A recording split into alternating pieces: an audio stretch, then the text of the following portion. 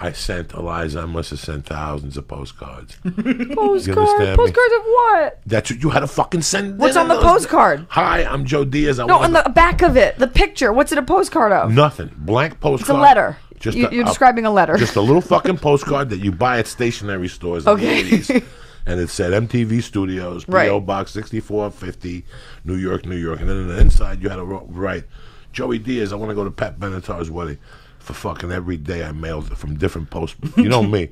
I went to different posts. Different angles, yes. Different angles. Think it was the same. No, I kept from every place. There's probably so many Joey Diaz's out there. I was working for a bookie in those days.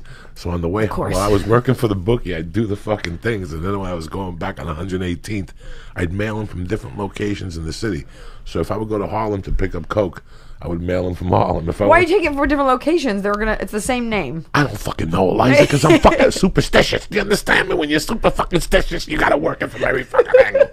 And it didn't pay off because at the end I didn't win the fucking contest. Do you think it's because you didn't stick with the one mailbox? Yes. Looking back. No, because I'm the kiss of death at the time. If I would have sent it in today, I'd be front row at Pat Benatar's fucking wedding. What did your friends think of that? Like, that doesn't seem like something your friends would be too supportive of. Do you think I fucking told my friends? Do you think I would even mention that to my friends? You were going to go, and they'd be like, where are you going? You'd be like, on a vacation. I'm going to go. I'm going to Hawaii, all expenses paid. This happens. These things happen to people. And I was going to take my friend Stinky, because he went everywhere with me. That's who you wanted at a wedding. That's who I wouldn't have taken him to the wedding. I said I would have told him we're going to Hawaii and let him do whatever he'd do, and then I would have gone to the wedding by myself. Yeah. Listen, when Pat Benatar's getting married, you could talk any woman on the island to do anything with you. When you're on an island, I could walk up to you and say, Eliza, I'm bored. You're bored. Pat Benatar's getting married. You want to come? You're like, you know what, man? I'm on vacation. You know what? I'm on my honeymoon, but let's go. Yeah, who cares? Like, hon, I'm just going to go with him. Where would you like to go for your honeymoon when the beautiful day happens? I don't know. You know what? And I think you can attest to this. I travel so much as it is. That you don't want to do dick. I don't want to do anything. I come home, and I like you so much. You're like, come to the valley in the beginning of the work week, and I was like, I'll go for you. But I have family in Santa Monica I don't see on major holidays. I know. So, Eliza, please explain to the people. When I emailed you, you have an email response that comes back saying, listen, I got a dog. I work out. I write. I sing. I dance. I'm fucking busy, cocksucker. That's what it's okay? If I don't get fucking back to you, don't be mad at me. This is my assistant's fucking address. Send him a call, and I'll get back to you whenever. I love you. Have a good day. God bless you, Eliza. It's the best way to do it. It's the best way to do it. To have it up all the time, you're an asshole, but I happen to be doing a lot of things right now, and I'm on a very personal basis with everybody that books me on the shows. Like, I'm not a dick. Like, I answer stuff. A lot of comics, like, I never got your email. I answer everything. But I happen to be going through so many things right now. I just don't want anyone to think that I think I'm too cool. And so it's like, better you know that I'm busy and that your email will get answered and someone else will answer it versus just ignoring it. Have you ever worked with a professional writer? Like for somebody what? who's written a television show, like yes. fucking somebody big, like a real person, yes, like a real person, yes. Not somebody. Let's get together. No coffee. No coffee. You ever call these fucking people? They don't answer the phone. Nobody answers the phone. There's a block of their day that they don't answer. They'll call you right back when that block is over. But that's for the writing time. And that's their writing time. For my friend, it's like 6 hours. Some people have that. If what you have is writing and that's your thing, just like I'm not gonna answer the phone when I'm on stage. But I think in general, like in Hollywood, it's a cool thing to act like you're busy. Like a lot of male comics will be like, did you get the text about the show? Oh, I didn't check it. I'm like, really? Well, then where'd the text go, asshole? Like, you have a data plan. So I try to just be cognizant of other people's time and not make them feel like jerk-offs if they email me or text me. There's nothing worse than when you reach out to someone and they just don't write back for like a business thing. It makes you feel like an idiot, right? You feel me? It's fucking horrible. It's the whole... My beef is like, I work for Eliza in her movie for a week. That week, I could call fucking Eliza at 3 in the morning. Right. And Eliza will answer that fucking phone and go, Joey, I need you on the set at 7:15 with that blue shirt on. Because you're working together. But the shit that pisses me off is Sunday when I call you and there's no more movie and you don't answer the fucking phone. Mm-hmm. And that's what has been done to me by just regular movies that we talk every day and all of a sudden the movie's done. I call you for something. Right. 3 messages. Wow. So when I was doing your movie, you answered the fucking phone. Right. The day after the movie ends, I call you for a check or the paperwork, and these guys wouldn't call me back for a month. Right. Well.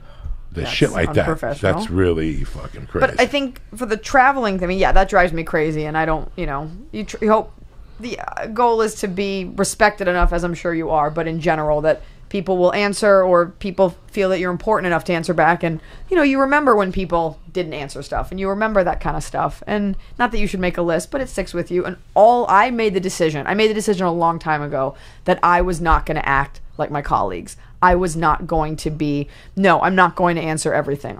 I don't even check Facebook. And every email, sometimes they're inappropriate, or sometimes it's, I don't know how you got this. But I was going to make an effort to treat everybody like a person. As long as you're cool to me, I'll try to be cool back. And that's just a decision I made. I'm not the kind of person who just ignores people. I remember a couple of years ago when things started popping, like 11 years ago for me. And I started going to these meetings. And at every fucking meeting, there was one jerk off that was always 25 fucking minutes late.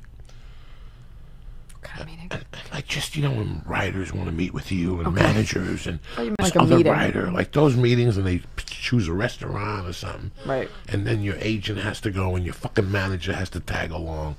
So everybody's sitting there with puppy dog eyes, and this jerk off walks in 25 minutes late. Hey guys, so sorry. There was so much traffic on Ventura. I've got a kid. Oh my fucking God. Oh my God, the drama. So then somebody came to me, like a really top comic one day. I was telling him my situation. He goes, nah, you're getting it all wrong.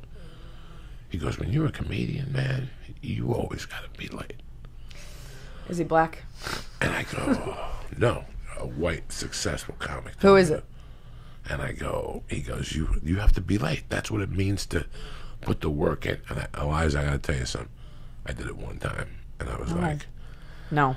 He's wrong. No, please. I grew up different. I grew up completely different. It has You're to there 15 minutes early. And I'm going to get so much shit for the black thing, whatever. Like, No, I'm the no, only no, person no, ever no, said. no, no. It's But the truth. it really is about the way you were raised. And I've said this on my own podcast.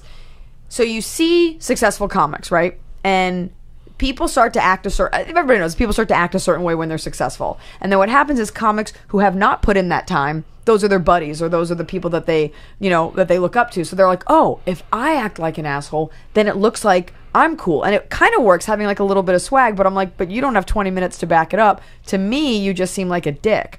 I'd rather just do my job well. Absolutely. And be cool, just because I'm never late. I was here early. I watched you eat all the mushrooms. My dad says if you're not early, you're late. And I just think it's disrespectful of other people's time, and it's just not a way to do business. No, I didn't like it. I was like, why would I be late that's against my fucking principles. No, I don't want to be late. Like, that's against everything I fucking believe. You know what? If you have a meeting at 1, leave at 12:15 if it takes 15 minutes. And that's the other, it's like, oh, so you don't know how to download a Waze app? And it's so funny because especially in Hollywood, it's cool to be late. That's cool. It's cool to come in late, not show up before hours late. And what shocks me, I always think like, but wait a minute. But at one point in your life, you were on time. You were on time to the audition that got you this show, that turned you into an asshole. You were on time for your costume fitting. You've been on time for things before. So it isn't as if the concept of time just eludes you. You know to be on time. You're just choosing not to.